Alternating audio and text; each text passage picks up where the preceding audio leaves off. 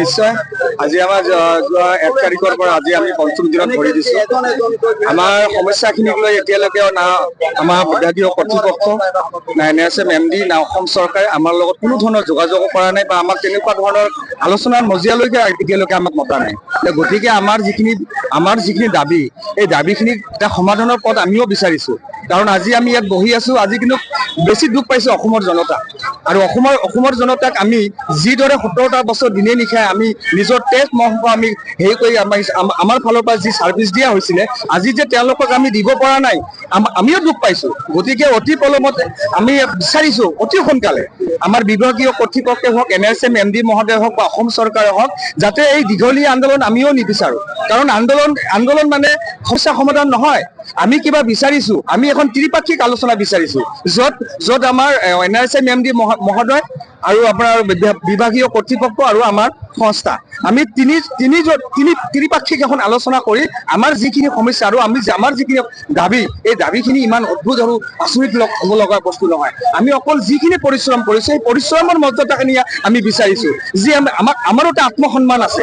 কাৰণ কৰোণা কালত আমি যিদৰে মানুহ ঘৰৰ পৰা ওলাব পৰা নাই, সেইখিনি সময়ত আমাৰ নিজৰ পৰিয়ালক এৰি আমি অসমৰ ৰাইজৰ কাৰণে আমি আগবাঢ়ি গৈছিলো। সেই ক্ষেত্ৰত অসম চৰকাৰে আমাক আগশাৰীৰ যোদ্ধা বুলি তেতিয়া আমাক ঘোষণা কৰিছে। আজি 2020 কৰোণা, আজি 2025, এই 5টা বছৰত কি আমাৰ কথা এবাৰো চকু নপৰিলে যে যেতিয়া কিবা বিপদ আহে, চৰকাৰৰ কিবা বিপদ আহে, তেতিয়া আমি আগশাৰী মানুহ হৈ যাওঁ। আমাৰ যেতিয়া বিপদ আহে তেতিয়া চৰকাৰখন কিয় নিমাত হৈ থাকে বা বিভাগীয় প্ৰতিষ্ঠানটো কিয় নিমাত হৈ থাকে? কিন্তু আমি এইবাৰ শেষ ৰণ, এই ৰেণত আমি জিকিয়ে যাম। কাৰণ আমি নিজৰ আমি আত্মসন্মান বোলা এটা বস্তু আছে। আমিও চাকৰি কৰো। যিখন বজাৰ মূল্য যি হাৰত বাঢ়িছে, এতিয়া 8ম দৰমহাত যেতিয়া প্ৰতিজন কৰ্মচাৰীৰ লগত যদি কাৰ্যকাৰী হৈ যায়, সেই তুলনাত আমি যি দৰমহা বা আমাৰ যিখিনি সা সুবিধা পাই আছো, আমি হয়তো সেইখন সমাজৰ লগত আমি বসবাস কৰিবলৈ আমাৰ কাৰণে এটা সমস্যা এটা হৈ যাব। গতিকে আৰু আমাৰ যাতে আন্দোলন দীঘলীয়া নহওক, আৰু যাতে আমাৰ নিজৰ কাম আৰু দ্বিগুণে উৎসাহৰে আমি অসমৰ যিদৰে আমি আগতে আমি সেৱা আগবঢ়াইছিলো, সেই সেৱাখিনি যাতে আমি আকৌ বেছি দীঘলীয়া নকৰি যাতে আমি আকৌ নিজৰ জেগাত গৈ পিনে আমি মানুহক সেৱা দিব পাৰো, তাৰে কামনা কৰিছো। আৰু আপোনাৰ যোগেদি আমাৰ বিভাগীয় কৰ্তৃপক্ষ আৰু NSM MD মহোদয়ক আমি অনুৰোধ জনাইছো বা আমি আহ্বান জনাইছো, আপোনালোকে এখন ত্ৰিপাক্ষিক আলোচনাত এখন দিয়াৰ বাবে ইমান কিয় পলম কৰিছে? নিশ্চয়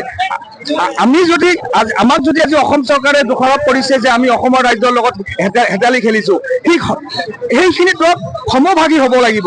এইটো তাত আমাৰ বিভাগীয় প্ৰতিষ্ঠানো সেই অপবাদটো ল'ব লাগিব আৰু আমাৰ অসম চৰকাৰে ল'ব লাগিব।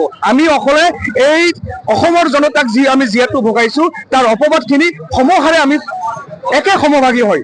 গতিকে আমি এইখিনিয়ে, আৰু আগন্তুক আজি আমাৰ 5ম দিন, আৰু 5ম দিন পিছত আমি কিন্তু আৰু বহি নাথাকো। আজি আমি আমাৰ নিজৰ আত্মাধিক আমি কাঁহী বাতি ঢোল কৰ্কা বজাই আমি আত্মাধিকভাৱে আমি ওপৰৰ এজনক স্মৰণ কৰিম। তথাপিও যদি গান নলৰে, আমি 6 তাৰিখৰ পৰা আমাৰ আন্দোলন আৰু তীব্ৰতৰ হ'ব। আৰু যি আন্দোলন লেখি অসমৰ জনতাই তেতিয়া দেখিব আমি মৃত্যুঞ্জয়,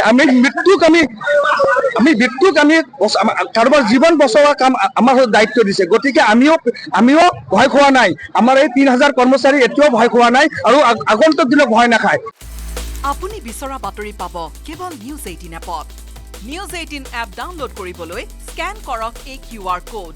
গুগল প্লে ষ্টৰতো পাব এই নিউজ 18 এপ।